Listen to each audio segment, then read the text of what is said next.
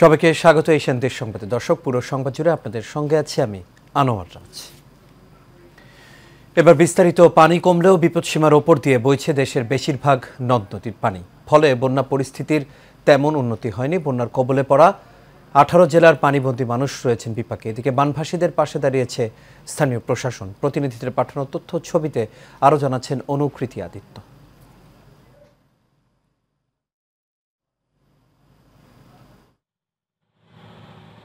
দেশের উত্তর মধ্যাঞ্চলে যমুনা ব্রহ্মপুত্রের পানি কিছুটা কমলেও 18 জেলার বন্যা পরিস্থিতির উন্নতি হয়নি। এখনও বিপদসীমার উপর দিয়ে বইছে নদ নদীর পানি। নদীর পানি বিপদসীমার নিচে না নামায় কমছে না প্লাবিত এলাকার দুর্ভোগ। গবাদি পশু নিয়ে বিপাকে পড়তে হয়েছে বানভাসীদের। অনেকেই ভিটামাটি ছেড়ে আশ্রয় নিয়েছেন উঁচু এলাকায়। এক সপ্তাহ থেকে বাড়ির পানি, বাড়ি ঘর করবে না, খুব রিসে কষ্ট করি। সকালে সেই গেছি পরীক্ষা দিবার, এই যে এখন শুনে আসলাম। লৌকাতে গেছি, আবার লৌকাতে আসলাম, কেউ কিন্তু খোঁজ নেই। এক মাস যাবো পানি ওর ঘর থেকে আমরা পানি ভেঙে যেমন লাগতেছে। এইভাবে পানি বন্দি, অনেক মালামাল ক্ষতি হচ্ছে। আর দোকানদারি তো অলরেডি বন্ধই, এখানে আসা সম্ভবই না। রাস্তাঘাট তলিয়ে যাওয়ায় ভেঙে পড়েছে যোগাযোগ ব্যবস্থা। ফলে খাদ্য ও বিশুদ্ধ পানির সংকট সৃষ্টি হয়েছে বন্যা দুর্গত এলাকায়। বন্যার কারণে তলিয়ে গেছে ফসলি জমি। এতে বড় ক্ষতির মুখে পড়েছেন কৃষকরা। নদীর কারণে নদী তো সব শেষ করে নিয়ে গেল। সরকারের কাছে চাওয়াটাই একটাই হলো যে আমাদের যদি নদীর উপর দিয়ে বানটা দিত, তাহলে আমাদের বাড়িটা অনেক উপকার পাইতো, অনেক জনগণ উপকৃত হইতো। এদিকে বন্যা দুর্গত এলাকার মানুষদের পাশে দাঁড়িয়েছেন স্থানীয় প্রশাসন। এ যাবৎকালে আমাদের বরাদ্দ এসছে 21 মেট্রিক টন চাল এবং 1 লক্ষ টাকা নগদ টাকা সহায়তা। ইতোমধ্যে বিতরণ প্রায় শেষ পর্যায়ে। হয়তোবা আমাদের আরো বরাদ্দ আসা সাপেক্ষে এই ত্রাণ কার্যক্রম অব্যাহত থাকবে। সহযোগিতা নয়, বন্যা পরিস্থিতির স্থায়ী সমাধান চান দুর্গত এলাকার মানুষরা। অনুকৃতি আদিত্য, এশিয়ান টেলিভিশন। দর্শক, কিছুক্ষণ আগে গাইবান্ধার ফুলছড়ি থেকে বন্যা পরিস্থিতির সবশেষ তথ্য জানিয়েছেন সহকর্মী সুমন মণ্ডল।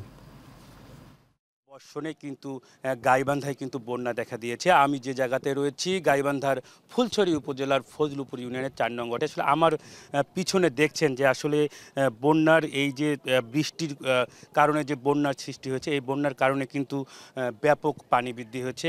এই এলাকার মানুষ কিন্তু, সাধারণ মানুষরা তাদের যে জীবিকা নির্বাহ থেকে শুরু করে গবাদি পশু নিয়ে কিন্তু বিপাকে রয়েছে তারা। আরেকটি জিনিস আপনাকে বলে রাখি যে এই উপজেলায় কিন্তু যে এই যে চর এলাকাগুলো অনেক দিন থেকে একটি দাবি রয়েছে যে তাদের একটি স্থায়ী আশ্রয় কেন্দ্রের। তো আসলে এই আশ্রয় কেন্দ্র না থাকার কারণে কিন্তু তারা যে এই রান্না করে যে তাদের দিনাতিপাত করবে, এইটাও কিন্তু তারা করতে পারেন না। এবং এই গবাদি পশুগুলো নিয়ে কিন্তু তারা সব সময় বিপাকে থাকেন। আসলে আপনাকে আরেকটা জিনিস বলে রাখি যে তারা কিন্তু আমাদেরকে যেটি বলেছেন যে সরকারি যে তাদের কোনো ত্রাণ সহযোগিতা তারা কিন্তু এখনো পর্যন্ত পায়নি। আমি আসলে এই বন্যা সম্পর্কে একটু এলাকার একজনের সঙ্গে কথা বলবো যে এই যে আপনারা তো বন্যাতে সরকারিভাবে কোনো ত্রাণ পেয়েছেন কিনা বা আপনাদের কোনো দাবি রয়েছে কিনা? না, এখন পর্যন্ত সরকারিভাবে কোনো ত্রাণ এসে নেই। তো সরকারের কাছে আমাদের ইউনিয়নের পক্ষ থেকে এবং এলাকাবাসীর পক্ষ থেকে দাবি যেন স্থায়ী আশ্রয় কেন্দ্র তৈরি করে দেয়। বন্যার সময় জনগণ যেন ওখানে গরু ছাগল প্রয়োজনীয় জিনিস নিয়ে ওখানে গিয়ে যেন আশ্রয় নিতে পারে, এটাই হলো সরকারের কাছে আকুল আবেদন। আর কোনো ত্রাণ সহযোগিতা পেয়েছেন? না, এখন পর্যন্ত কোনো সরকারিভাবে কোনো ত্রাণ সহযোগিতা আসে নাই।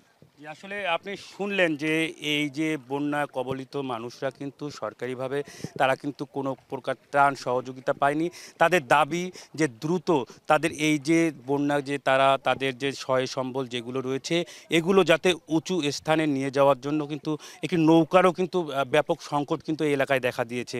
তো দ্রুত যদি সরকারের তরফ থেকে তাদের ত্রাণ সহযোগিতার পাশাপাশি তাদেরকে উঁচু আশ্রয়স্থলে নিয়ে যাওয়ার ব্যবস্থা করা হয়, তো আসলে এইটুকু দাবি কিন্তু এই এলাকার বন্যা কবলিত মানুষদের। যে আসলে এই ছিল আমার কাছে গাইবান্ধার ফুলছড়ি উপজেলার ফজলুপুর থেকে বন্যার সবশেষ খবর।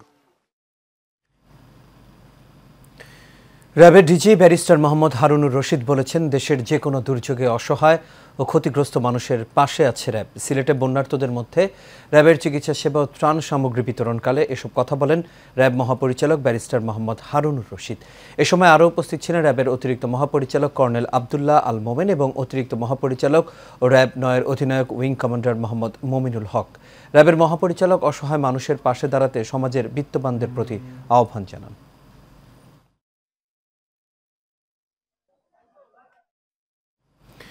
স্ত্রীকে হত্যার দায়ে মৃত্যুদণ্ডপ্রাপ্ত আসামি ইকবাল হোসেনকে ১৪ বছর পর গ্রেপ্তার করেছে বরিশালের গৌরনদী মডেল থানা পুলিশ। পুলিশ জানায়, গোপন সংবাদের ভিত্তিতে ঢাকা থেকে ইকবালকে গ্রেপ্তার করা হয়। আটক ইকবাল উপজেলার লক্ষণকাটি গ্রামের মোহাম্মদ আবুল কালাম ব্যাপারীর ছেলে। পরে তাকে আদালতের মাধ্যমে জেল হাজতে প্রেরণ করা হয়। তিনি ২০১০ সাল থেকে পলাতক ছিলেন। পটুয়াখালীর কলাপাড়ায় রাস্তা সংস্কারের নামে কেটে ফেলা হয়েছে অন্তত ৩০ থেকে ৩৫টি তাল গাছ সহ খেজুর গাছ। চাকামাইয়া ইউনিয়ন পরিষদ চেয়ারম্যান মজিবুর ফকিরের নির্দেশে মৌলবী তবক গ্রামের সড়কের পাশে থাকা গাছগুলো কেটে ফেলে স্থানীয়রা। ২০ দিন আগে কাবিটা প্রকল্পের আওতায় ওই গ্রামের ২ কিলোমিটার সড়কে মাটি ফেলার কাজ করে চেয়ারম্যান। এর আগে তার নির্দেশে বাড়ির সামনে সরকারি সড়কের ওপরে থাকা গাছগুলো স্থানীয়রা নির্বিচারে কেটে ফেলে। পরিবেশের ভারসাম্য রক্ষাকারী ও বজ্রপাত প্রতিরোধক এসব গাছ না কেটেও সড়কে মাটি ফেলার কাজ করা যেত বলে দাবি স্থানীয়দের। তবে চেয়ারম্যান তার বিরুদ্ধে আনিত অভিযোগ অস্বীকার করলেও বিষয়টি খতিয়ে দেখে আইনগত ব্যবস্থা নেওয়ার কথা জানিয়েছেন ইউএনও। ইউনিয়ন পরিষদ চেয়ারম্যানের কথার কারণে উন্নয়নের কথা বললে রাস্তার পাশে গাছগুলো কাটানো হয়েছে। যে টাকা দিয়েছে তার গাছ ফালাই নাই, যারা টাকা না দিয়েছে তাদের গাছ ফালাই দিয়েছে। সরকারি প্রকল্পের দ্বারা জনগণের কল্যাণের জন্য রাস্তা নির্মাণ করা হচ্ছে, সেখানে যদি কেউ পরিবেশের ক্ষতি করে, গাছ কেটে থাকে, তার বিরুদ্ধে আমরা কঠোর অবস্থান নেব। মুন্সিগঞ্জে লৌহজং উপজেলা পরিষদের নবনির্বাচিত চেয়ারম্যান ও ভাইস চেয়ারম্যান দায়িত্ব গ্রহণ করেছেন। সকালে পরিষদের সাধারণ সভায় তারা দায়িত্ব গ্রহণ করেন। এতে প্রধান অতিথি ছিলেন মুন্সিগঞ্জ ২ আসনের সংসদ সদস্য অধ্যাপিকা সাগুপ্তা ইয়াসমিন এমিলি। উপজেলা নির্বাহী অফিসার মোহাম্মদ জাকির হোসেনের সভাপতিত্বে আরও উপস্থিত ছিলেন বিদায়ী উপজেলা চেয়ারম্যান আলহাজ ওসমান গনি তালুকদার, বর্তমান নবনির্বাচিত উপজেলা চেয়ারম্যান বিএম শোয়েব, উপজেলা সহকারী কমিশনার মোহাম্মদ কায়েসুর রহমান সহ আরও অনেকেই।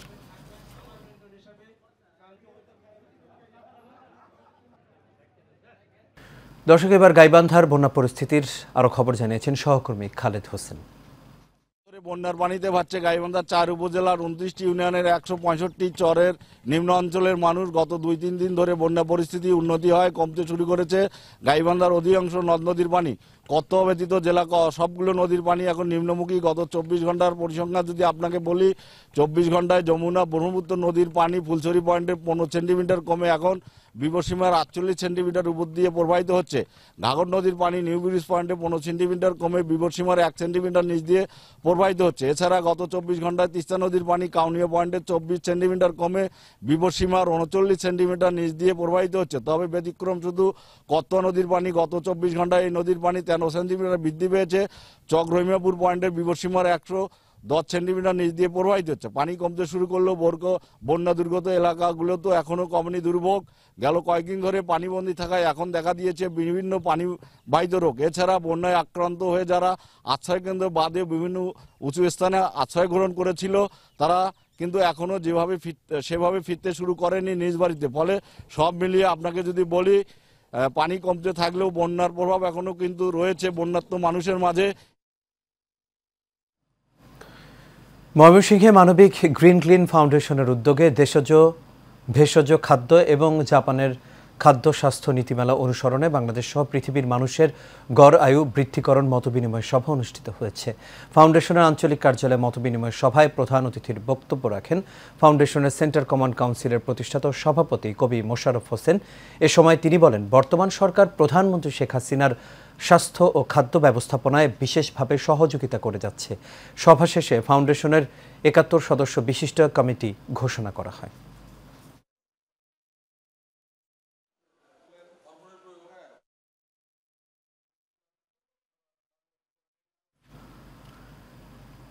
এসএফ এর আয়োজনে এবং ডাক্তার এএসএম মুসা কবিরের সার্বিক সহযোগিতায় কুষ্টিয়ার দৌলতপুরে ১৩টি ইউনিয়নে ১১৭টি মাদ্রাসায় ফলজ গাছ বিতরণ করা হয়েছে। সকাল ১১টায় রিফায়েতপুর ইউনিয়নের ইসলামপুর মাদ্রাসায় বিভিন্ন ইউনিয়ন থেকে আসা ওলামাদের মাঝে এই গাছ বিতরণ করা হয়। স্মাইল ফর অল এর উপদেষ্টা তানজিন হাসান শাহিনের সভাপতিত্বে এবং পরিচালক আকাশ বিশ্বাসের সঞ্চালনায় এতে প্রধান অতিথি ছিলেন উপজেলা নির্বাহী অফিসার মোহাম্মদ ওবায়দুল্লাহ। এ সময় প্রধান অতিথি মোহাম্মদ ওবায়দুল্লাহ এবং ডাক্তার এএসএম মুসা কবির মাদ্রাসার আঙিনায় বৃক্ষরোপণ করে গাছ বিতরণের উদ্বোধন করেন। বরিশালের গৌরনদীতে উপজেলা পরিষদের নবনির্বাচিত chairman Monir Hossain Mia, vice chairman Nuruzzaman Farhad Munshi, নারী vice chairman advocate Shahida Akter দায়িত্ব গ্রহণ করেছেন। এই উপলক্ষে উপজেলা পরিষদের হলরুমে অনুষ্ঠিত আলোচনা সভায় সভাপতিত্ব করেন উপজেলা নির্বাহী অফিসার মোহাম্মদ আবু আবদুল্লাহ খান। বক্তব্য রাখেন বিদায়ী উপজেলা চেয়ারম্যান সৈয়দা মনিরুন নাহার ম্যারি, বিদায়ী নারী vice chairman Zinia Afroz Helen, উপজেলা সহকারী commissioner Mohammad Rafiqul Islam, UP chairman Saikat Guha Piklu সহ আরও অনেকে।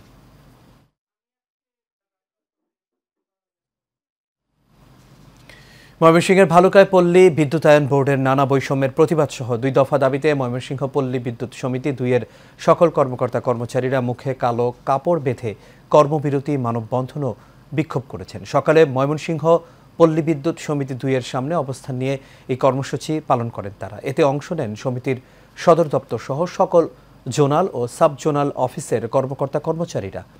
আরইবি পল্লী বিদ্যুৎ একীভূতকরণ সহ অভিন্ন সার্ভিস কোড প্রণয়ন এবং সকল অনিয়ম চুক্তিভিত্তিক কর্মচারীদের নিয়মিতকরণের দাবি তুলে ধরেন আন্দোলনকারীরা। বগুড়ার শিবগঞ্জ উপজেলার নাগরিক ঐক্যের আহ্বায়ক ও আটমুর ইউনিয়নের সম্ভাব্য চেয়ারম্যান প্রার্থী শহীদুল ইসলাম সংবাদ সম্মেলন করেছেন। এ সময় তিনি বলেন, সম্প্রতি একটি মামলায় তিনি আটক হলে বিষয়টি বিভিন্ন সংবাদপত্রে ও সামাজিক যোগাযোগ মাধ্যমে মিথ্যা অপপ্রচার চালানো হচ্ছে। তিনি মিথ্যা ছড়ানো থেকে বিরত থাকার জন্য আহ্বান জানান। বলেন, মামলাটি ইতোপূর্বে আপোষ মীমাংসা করা হয়েছে।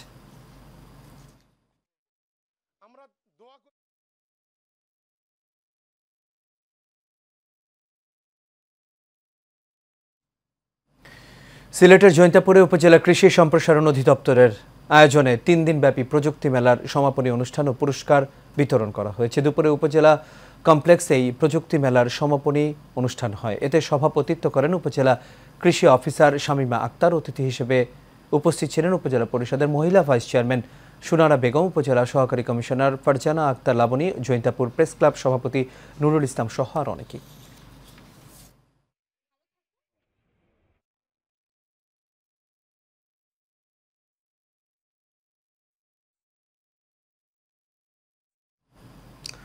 বরিশাল বিশ্ববিদ্যালয়ের বৃক্ষরোপণ ও আলোচনা সভা অনুষ্ঠিত হয়েছে। সকাল 10টায় বিশ্ববিদ্যালয়ের চত্বরে বিভিন্ন 2000 ফলজ গাছের চারা লাগানো হয়। গাছের চারা লাগানো উদ্বোধন করেন বরিশাল বিশ্ববিদ্যালয়ের উপাচার্য অধ্যাপক ডক্টর মোহাম্মদ বদরুজ্জামান ভূঁইয়া। অনুষ্ঠানে অতিথি ছিলেন বিভাগীয় বন কর্মকর্তা শফিকুল ইসলাম। আরও উপস্থিত ছিলেন বিশ্ববিদ্যালয়ের শিক্ষকরা।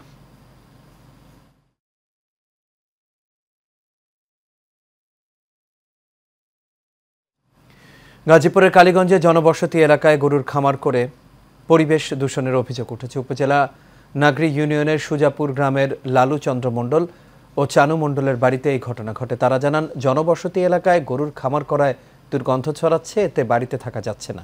স্থানীয় মুরব্বী ও জনপ্রতিনিধিরা কালীগঞ্জ থানায় লিখিত অভিযোগ করলে কোনো কাজ হয়নি, তাই জনবসতি এলাকা থেকে খামার সরিয়ে নেওয়ার দাবি তাদের।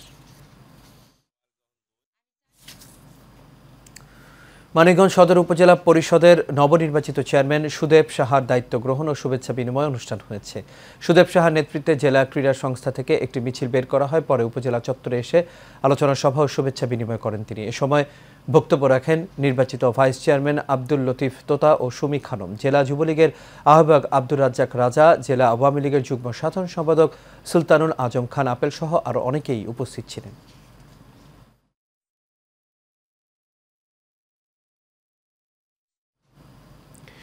নারায়ণগঞ্জ মহানগর সৈনিক লীগের সভাপতি রোটারিয়ান নুরুজ্জামান জিকুর উদ্যোগে শতাধিক বৃক্ষরোপণ করা হয়েছে। সদর উপজেলা ফতুল্লার বক্তাবলিতে মহানগর বঙ্গবন্ধু সৈনিক লীগের সভাপতির উদ্যোগে বৃক্ষরোপণ ও বিতরণ কর্মসূচি অনুষ্ঠিত হয়। দুপুরে কানাইনগর সোবহানিয়া স্কুল অ্যান্ড কলেজের ৯৫ ব্যাচের সার্বিক তত্ত্বাবধানে স্বেচ্ছাসেবী ও সামাজিক সংগঠন বক্তাবলী ইউনিয়নের রাজাপুর সরকারি প্রাথমিক বিদ্যালয়ের প্রাঙ্গণে ৫ শতাধিক ফলজ, বনজ ও ঔষধি গাছের চারা বিতরণ করা হয়।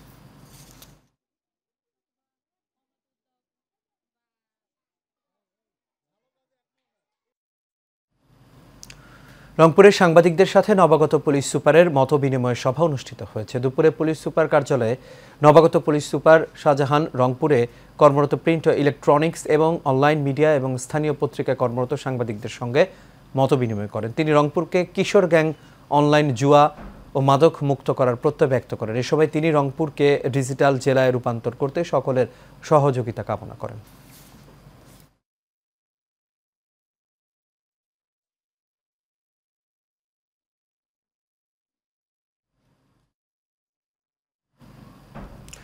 দর্শক, দেশ সংবাদ এই পর্যন্ত। আমাদের পরবর্তী সংবাদ সন্ধ্যা ৬টায় দেখার আমন্ত্রণ রইল। এতক্ষণ সাথে থাকার জন্য সবাইকে ধন্যবাদ।